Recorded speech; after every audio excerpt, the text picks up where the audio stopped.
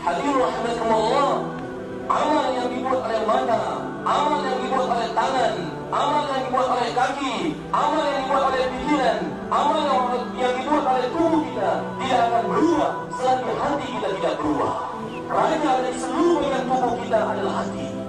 Untuk merubah hati kita, bagaimana hati kita bercahaya, bagaimana hati kita bersinar, bagaimana rohaniat hati kita betul-betul, maka hadirin rahmatullah, Allah Ta'ala memberikan kalimat tauhid kepada kita.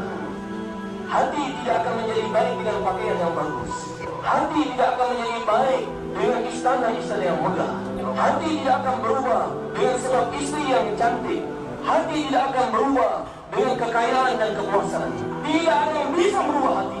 Hanya satu saja jawabannya, itu kalimat tauhid yang bisa merubah. Hati tidaklah untuk yang lain. Hati adalah untuk Allah.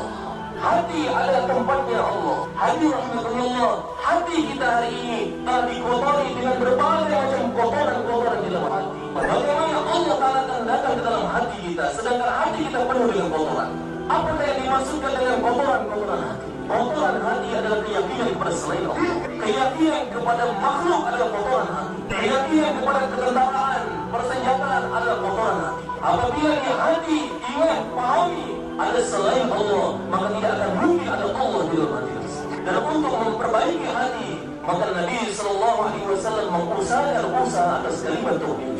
Ciri khas dalam usaha dakwah Rasulullah SAW adalah usaha memperbaiki hati-hati manusia. Hadirin rahimakumullah, demi Allah beliau katakan, Allah telah mengutus para anbiya alaihi wassalam lebih kurang 124.000 para anbiya alaihi wassalam. Kalau kita buka, dan silakan buka lembaran-lembaran sejarah, maka didapati mereka ternyata bukan diutus Allah Ta'ala untuk kebenaran. Tidak ada di antara mereka mengusahakan kekuasaan, kebenaran, ekonomi dan sebagainya.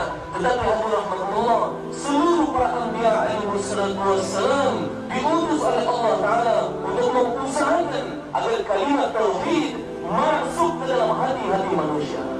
Hadirin rahimakumullah, kotoran hati yang ada di dalam diri seseorang adalah disebabkan dengan mata yang tidak dijaga. Hadirin rahimakumullah, dengan pandangan mata akan mengotori hati. Karena dengan mata seseorang dia akan lihat bahwa di dalam kebendaan ada kemuliaan, di dalam harta ada kemuliaan. Dia lihat dengan matanya, dengan memiliki kekuasaan akan ada kemuliaan, dengan mayoritas akan ada kemuliaan. Maka hadirin rahimakumullah, mesti diusahakan supaya hati tidak akan menjadi kotor. Maka beliau katakan dengan usaha kita ingkari dengan lisan kita. Kita ingkari segala sesuatu yang ada di alam semesta ini dengan mengucapkan la ilaha. Sesungguhnya tidak ada kemuliaan di dalam harta, tidak ada kemuliaan di dalam kekuasaan. Apa yang saya lihat, nampaknya kekuasaan akan memberikan kejayaan, harta bisa memberikan kejayaan, kebenaran bisa memberikan kejayaan. La ilaha, tidak ada ilah. Semua itu tidak bisa memberi manfaat dan mudarat. Dan hadirin rahmatullah, apabila kita menafikan itu semua, baru akan ada illallah, dan hati kita akan dimasuki dengan keyakinan kepada Allah Ta'ala. Maka itulah yang disebut dengan illallah. Ketika yakin kita kepada Allah Ta'ala, hati kita telah dimasuki dengan keyakinan kepada Allah bahwa segala sesuatu selain Allah tidak bisa memberi manfaat dan mudarat. Dan illallah, hati kita dipenuhi dengan keyakinan kepada Allah, pertolongan Allah bersama kita, Allah menolong kita, Allah akan bantu kita, Allah akan tunjukkan kudrat kepada kita. Syaratnya illallah, yakin kita hanya kepada Allah, masuk ke dalam hati kita keyakinan kepada Allah.